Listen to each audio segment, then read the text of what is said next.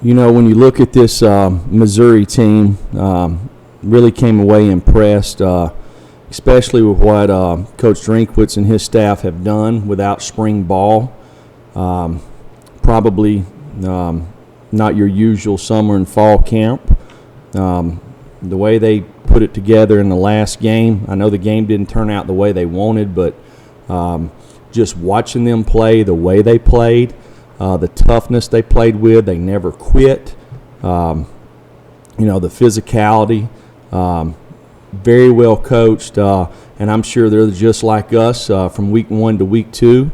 They want to make as much improvement as they possibly can, so we will definitely need to play a complete game to have a shot in this game. So, it's a challenge to our players. And trying to create the right habits fundamentally in all 3 phases, and something we've really tried to address over the last 4 days here since the first game. So with that, I'll take any questions. We'll start with Gustavo. Right, I see your players being very unique unit, being very How can you, see the unit of your roster, if you do supporting on the players, how you see the players being together, after the play, how you see the players being so, unit together? Gustavo, the way your speaker is, I couldn't understand what you were saying there. What I'm trying to say is, how do you see the players, support one another? I see JT posting an answer about, how, from Deandre Johnson, he's so happy to see the support from the players. How do you see the players, supporting one another, giving, credit to one another?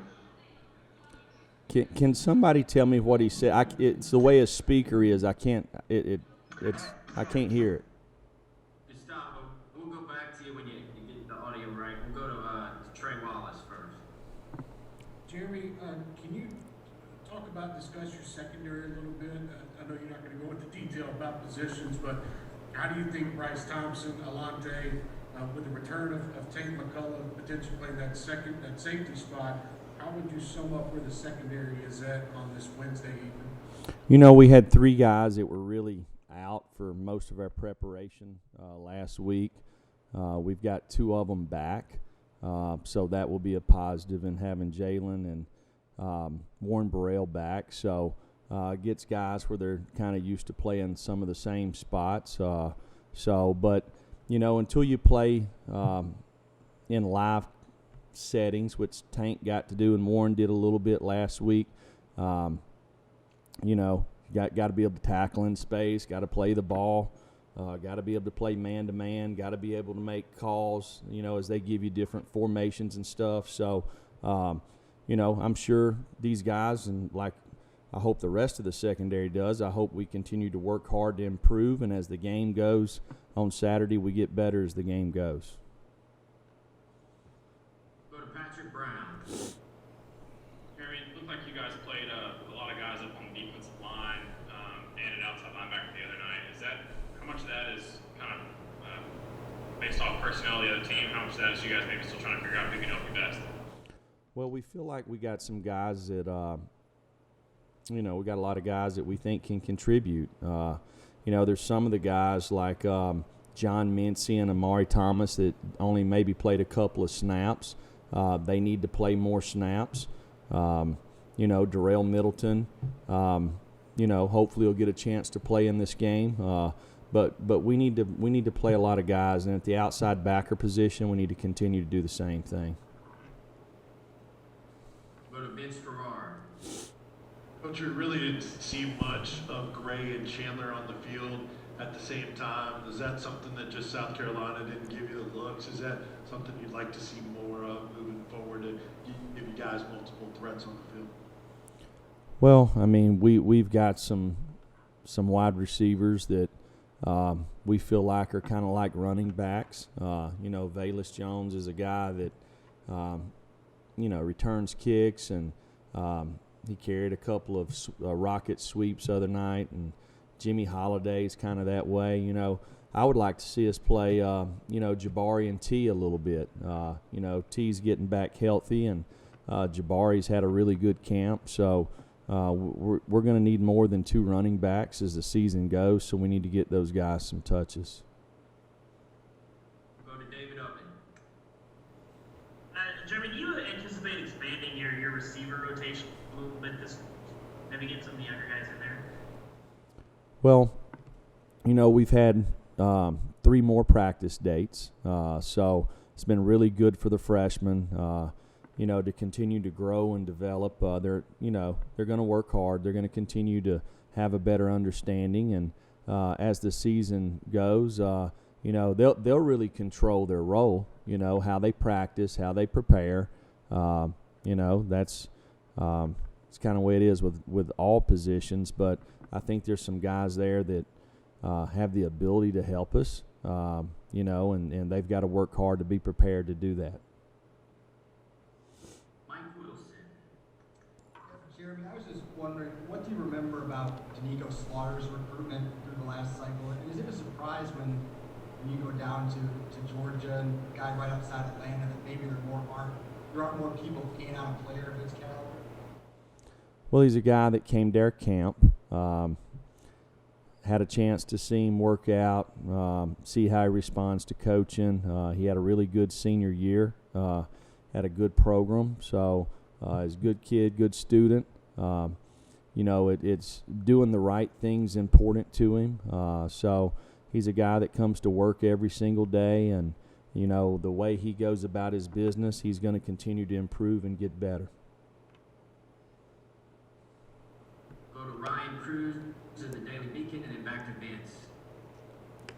Coach, looking at Missouri, what would you say is the biggest challenge for y'all this weekend? Well, to start with defense, I'm talking about their defense, is eliminating them from creating negative plays for us. We don't need negative plays. We don't need to get behind the sticks. We need to be in manageable third downs. We obviously have nowhere to go but up when it comes to third down. Being able to run the football, especially in the second half, was a challenge for Alabama last week, and they done an outstanding job doing that. They've always played tight coverage. When you look at them on offense, Coach Drinkowitz, he's very creative. Mixes in a little bit of some option out of the gun with counter and gap schemes. They spread the ball around. They stretch you defensively, horizontally and vertically. So, maintaining their gaps and assignments and finding ways to create negative plays for them, getting some turnovers, being able to hold them to field goals in the red area. Special teams, they've got good specialists, kickers and returners. So it'll be a tremendous challenge for us, but it's something that we're looking forward to. We're thankful to have an opportunity to play. But you guys preparing for more than one quarterback this week, and what do you see specifically in Sean Robinson, who got the start against Alabama? I think he was 19 for 25 throwing the football. They obviously they had some pretty good things going for them there in the first half, and they had a couple of negative plays that got them behind the sticks. If it wasn't, they would have scored some touchdowns probably on those drives. So I thought they were efficient offensively. I think Sean's a guy that can extend plays. Looks like he's got good arm strength. So it's just keeping him in the pocket and controlling him, running the football on the perimeter will be tough. Austin Price, then back to David Oven. Coach, I know you guys are still waiting to hear on Cade. Providing that he were to be deemed eligible to play, what would he bring to the offensive line? What are his best attributes? What do you feel like he does extremely well? Well, I think Cade has experience in a tough league. He's familiar with our offense. As a guy, it's hard to unless you've played in this league a bunch of years, you're not gonna duplicate it at practice. So he's a guy that's kind of been through the wars a little bit. I think he's a smart guy that can play multiple positions. He can play tackle, guard, center, tight end. But I mean, we've repped him all the way through camp with the twos at different positions. So, just in case it ever did happen, that we would be ready.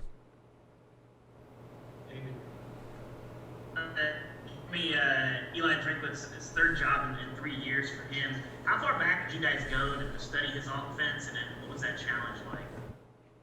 Well, during the off season, we always find different teams to study, just to see how they do things. Teams that have had success, whether it's offense, defense, special teams. And a couple of years ago, we studied a little bit of what some of the things Eli was doing offensively, and because he was having a lot of success. So, you go back to North Carolina State.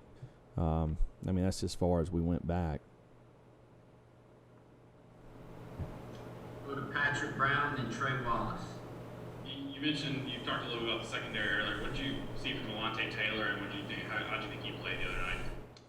I really think that was Alontae's best game he's played since he's been at Tennessee. It's not surprising. He works hard, comes to practice every day, approaches, everything the way you should. He don't take any days off, puts a lot of work into prep. So he's got to continue to do that, create some consistency and habits, and we're going to need him to play like that again.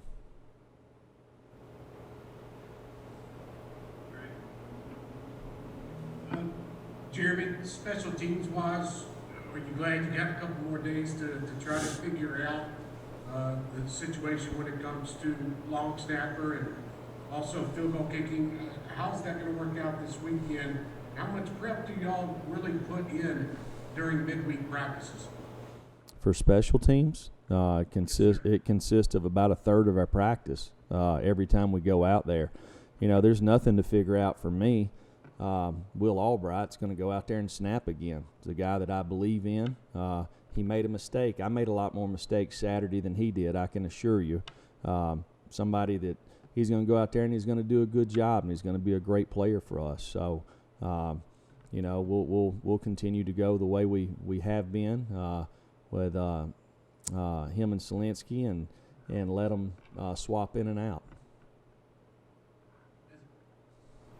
As a follow-up, I was I'm sorry, I didn't insinuate it, talking about Velus Jones as well, kick returning. How have you seen that get better over the last week, if it has? Well, I think, in kick returning, it's about decision making. There's some kicks that, based off the height, where they're located on the field, it's probably not wise to return them. So you got to be patient and kind of let the game or the kicks come to you, and make sure you make the right decisions back there. Ball security is a premium. He's got a lot of experience doing it.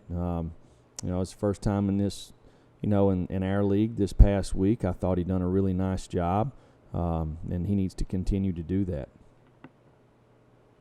All right, last question, Blake Topmeyer. Jeremy, I wanted to follow up on Jabari and T. Hodge. You mentioned maybe them getting some reps. Is that more from a need to just spread the workload beyond two guys, or is it a case of you think there's something specifically that those guys provide? Well, I think these guys had really good camps, and I think they have kind of earned the right to play some. I think that we need more than two backs, obviously. You probably need 4 or 5 or 6, really, in this league. And another guy, Laneith Whitehead, he started taking reps on the scout team this week, so that's good to see. So hopefully, as we kind of go over the next couple of weeks, he can get used to competing again. And he's had a long time off, so he's going to need a couple of weeks to kind of build himself back up to give us another guy. Jeremy, Let's go to Trey Wallace. Jeremy, it was just released by the SEC that they have approved the waivers for a few different athletes in the conference. So I don't know if that's news to you or not, but if it is, can you talk about what that means for having Cade Mays on the that will be able to participate in games, what that means for you and the team? Well, I hadn't seen the release, so I really don't want to comment about it until I see it. That's okay.